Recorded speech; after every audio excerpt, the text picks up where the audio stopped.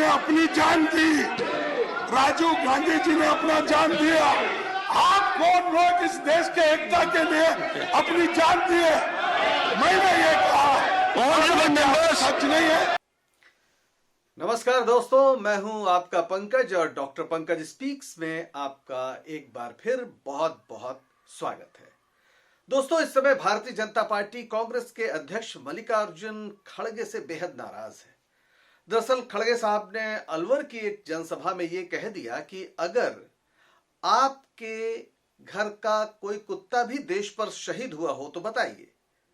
वो इस बात पर खफा थे कि भारतीय जनता पार्टी की ओर से बार बार कांग्रेस और दूसरे विपक्षी दलों की देशभक्ति पर सवाल उठाया जा रहा है, क्योंकि वे ये मांग कर रहे हैं कि चीन के मुद्दे पर संसद में बहस हो, जिससे सरकार भाग रही है। और जब अलवर में ऐसा कहा माननीय खड़गे जी ने, तो बीजेपी पूरी तरह बौखला गई। संसद में उसने ये हंगामा किया कि साहब खड़गे को अब माफी मांगनी चाहिए। लेकिन कांग्रेस अध्यक्ष मल्लिकार्जुन खड़गे ने माफी मांगने से बिल्कुल इनकार कर दिया और कहा कि मैं क्यों माफी मांगूं। जो लोग कल तक माफी मांग रहे थे अंग्रेजों से, उनका इशारा सावरकर की ओर था, वो आज मुझसे माफी मांगने के लिए कह रहे हैं। आइए सुनते हैं सबसे पहले कि आखिर मल्लिकार्जुन खड़गे ने कहा क्या। ये जो लड़े हैं उनको पूछ रहे हैं आप माफी मांगो।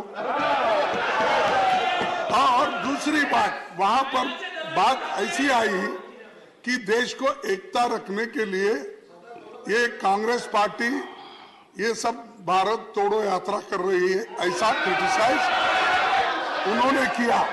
तब मैंने ये कहा, भाई कांग्रेस पार्टी हमेशा देश को जोड़ने की बात करती है और इसके लिए सर एक मिनट सर, इसके लिए इंदिरा गांधी जी ने अपनी जान दी, राजीव गांधी जी ने अपना जान दिया।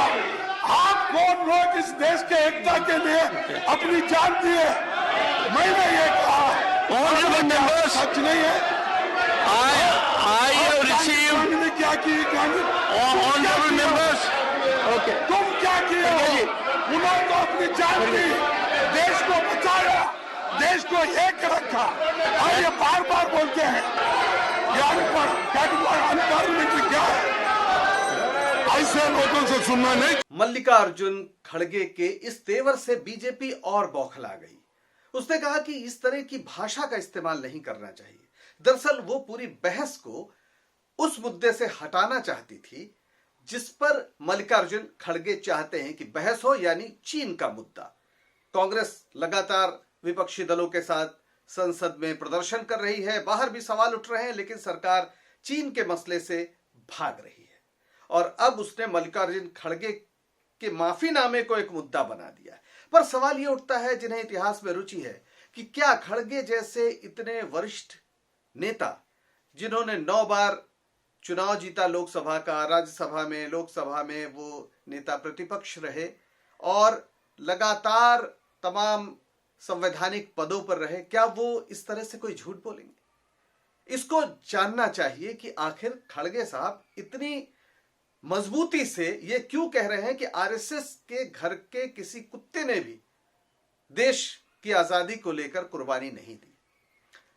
थोड़ी देर के लिए कुत्ता जैसे शब्द को भुला देते हैं, बात करते हैं आरएसएस और बीजेपी के बड़े बड़े नेताओं के बारे में, जिनको ये अपना शिखर पुरुष मानते हैं। उन्होंने आखिर क्या किया था? सबसे पहले बात करते हैं हेडगेवार साहब की, डॉक्टर हेडगेवार, जिन्होंने 1925 में आरएसएस की यानी राष्ट्रीय स्वयंसेवक संघ की स्थापना की। वो पहले कांग्रेस में थे। 1920 में असहयोग आंदोलन में वो शामिल हुए गांधी जी के नेतृत्व में, और उस आंदोलन के दौरान 1 साल की उन्हें जेल भी हुई। लेकिन वहां से निकलने के बाद वो जब संघ की स्थापना करते हैं तो आजादी की लड़ाई से खुद को पूरी तरह से अलग कर देते हैं। और इस तरह से अलग कर देते हैं कि जो तीसरे सरसंघ चालक रहे हैं बाला साहब देवरस, उन्होंने बाकायदा इस बात की जानकारी दी है जो संघ के अपने प्रकाशन से प्रकाशित हुआ है, जिसमें उन्होंने कहा कि एक बार जब भगत सिंह और उनके साथियों की शहादत से उनका भी खून खौला और उन्होंने चाहा कि अपने साथियों के साथ कुछ वो करें, बड़ा धमाका करें। लेकिन उन्हें लगा कि डॉक्टर साहब यानी डॉक्टर हेडगेवार को पहले बता देना चाहिए, तो वो उनके पास गए। डॉक्टर हेडगेवार ने एक हफ्ते तक बाला साहब देवरस और उनके ऐसे साथियों की जो चाहते थे कुछ धमाका करना, उनकी क्लास ली और बताया कि ऐसे कामों में संघ के लोगों को अपना दिमाग नहीं लगाना चाहिए। दूसरे जो सरसंघ चालक थे गोलवलकर जी, उनके समय भी संघ लगातार आजादी के आंदोलन से अलग रहा।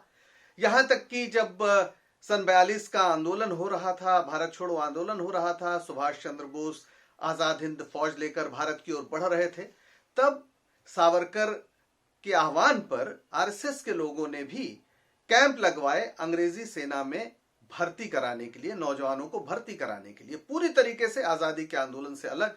और बाद में तो आप जानते हैं जब संविधान बना, तिरंगा इस देश का राष्ट्र ध्वज बना, तब भी गोलवलकर जी ने उसका किस तरह से विरोध किया था, ये एक हकीकत है।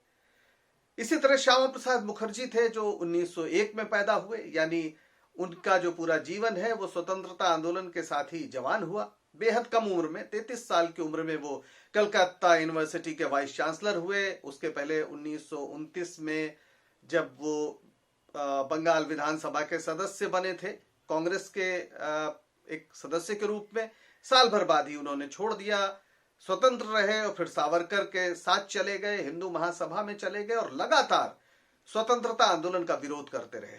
हद की बात तो ये है कि 1942 में जब भारत छोड़ो आंदोलन बहुत तीव्र था, तो वो फजलुल हक की सरकार में, बंगाल की सरकार में वित्त मंत्री थे, जिसमें मुस्लिम लीग भी शामिल थी। आप समझ सकते हैं कि वो किस तरीके से भारत की आजादी की पूरी लड़ाई से खुद को अलग रखते हैं। तो श्यामा प्रसाद मुखर्जी भी जो भारतीय जनता पार्टी के बड़े नेता हैं, उन्होंने कभी भी स्वतंत्रता आंदोलन में हिस्सा नहीं लिया। आजादी के बाद आरएसएस ने एक प्रयोग किया चुनावी राजनीति में जाने के लिए। खुद जा नहीं सकता था, गांधी जी की हत्या कराने का उस पर आरोप लगा था, जिससे समाज की नजरों में वो गिर गया था। जनसंघ की स्थापना हुई और जनसंघ के जो कुछ बड़े नेता आए, पहले तो अध्यक्ष श्यामा प्रसाद मुखर्जी को बनाया गया, उनमें दीनदयाल उपाध्याय भी थे।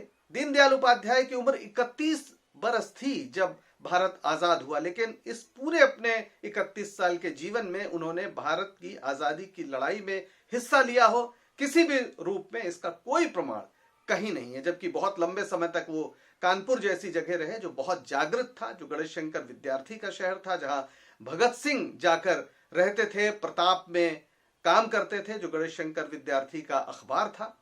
लेकिन कानपुर में जहां एचएसआरए की तमाम गतिविधियां, यानी हिंदुस्तान सोशलिस्ट रिपब्लिकन एसोसिएशन, जो भगत सिंह के साथियों की थी, चंद्रशेखर आजाद जिसके कमांडर थे, उस कानपुर शहर में रहते हुए भी दीनदयाल उपाध्याय ने आजादी की लड़ाई में कोई हिस्सा नहीं लिया।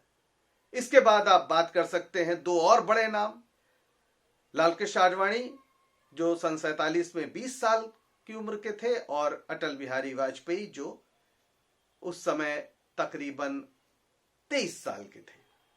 आजादी की लड़ाई में इन्होंने भी भाग नहीं लिया। आप कह सकते हैं इनकी उम्र कम थी, हालांकि प्रफुल्ल चाकी ने 20 साल की उम्र में और भगत सिंह ने 23 साल की उम्र में देश की आजादी के लिए सर्वोच्च बलिदान कर दिया था, यानी फांसी पर चढ़ गए थे। फिर भी कहा जा सकता है कि इन्होंने शायद इनको उतनी उनके अंदर ऐसी आग न रही हो। लेकिन वाजपेयी जी के बारे में एक ऐसी बात है जो जब जब उठी है वो असहज हुए हैं।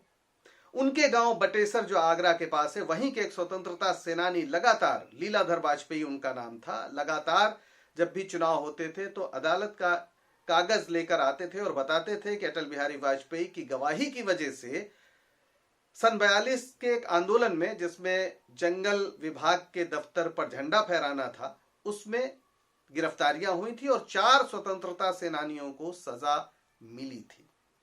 1998 में फ्रंटलाइन ने इस पर एक विस्तार से रिपोर्ट भी छापी थी।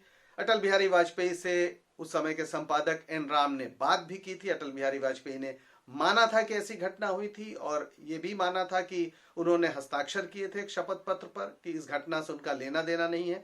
लेकिन पत्रिका ने यह भी स्पष्ट किया था कि जो ट्रायल हुआ था उसमें शायद इनकी गवाही या शपथ पत्र का इस्तेमाल नहीं हुआ था। बहरहाल यहां मकसद ये बताना नहीं है कि अटल बिहारी वाजपेयी की देशभक्ति पर संदेह करना चाहिए, लेकिन जो लोग आज दूसरे दलों के नेताओं पर या दलों पर उनकी देशभक्ति पर संदेह करते हैं तो फिर यह सवाल तो उठेगा ही कि आपके पुरखे आखिर क्या कर रहे थे। 31 अगस्त 1942 को जर्मनी से आजाद हिंद रेडियो पर बोलते हुए, यानी जो उन्होंने प्रसारण किया अपने भाषण का, नेताजी सुभाष चंद्र बोस ने कहा था कि मिस्टर जिन्ना और मिस्टर सावरकर जो आज ब्रिटिश साम्राज्य के साथ हैं, वो इस बात को समझ लें कि आने वाले दिनों में ब्रिटिश साम्राज्य नहीं रहेगा और जब भारत आजाद होगा तो जो लोग आज स्वतंत्रता की लड़ाई में शामिल हैं उनका ही सम्मान होगा और जो आज अंग्रेजों के साथ हैं उनके लिए आजाद भारत में कोई जगह नहीं होगी। ये भविष्यवाणी थी नेताजी सुभाष चंद्र बोस की और ये भविष्यवाणी ही आज भारतीय जनता पार्टी जो चिल्ला चिल्ला कर खुद को सबसे बड़ा देशभक्त बताती है उसका पीछा कर रही है। जब बीजेपी की ओर से दूसरों की देशभक्ति पर सवाल उठते हैं तो फिर उसका अतीत, उसका इतिहास उसके सामने खड़ा हो जाता है। मल्लिकार्जुन खड़गे ने यही काम किया है और ये एक जरूरी काम है। अगर भारतीय जनता पार्टी को लगता है कि यह गलत है तो उसे फिर अपने बलिदानी पुरखों की एक लिस्ट देश के सामने रख देनी चाहिए। क्या वो ऐसा कर पाएगी? जाहिर है नहीं। आज के लिए बस इतना ही। दीजिए इजाजत और हमारे इस YouTube चैनल को सब्सक्राइब करिए, लाइक करिए, यानी डॉक्टर पंकज स्पीक्स को।